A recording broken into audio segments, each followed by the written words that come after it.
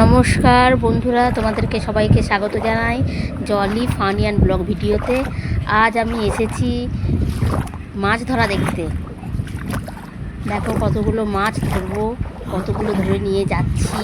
সবাই ফুল ভিডিওটা দেখো, স্কিপ করো না।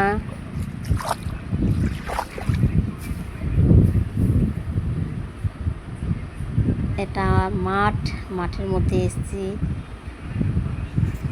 দেখো কত মাছ, এগুলো শিঙি মাছ।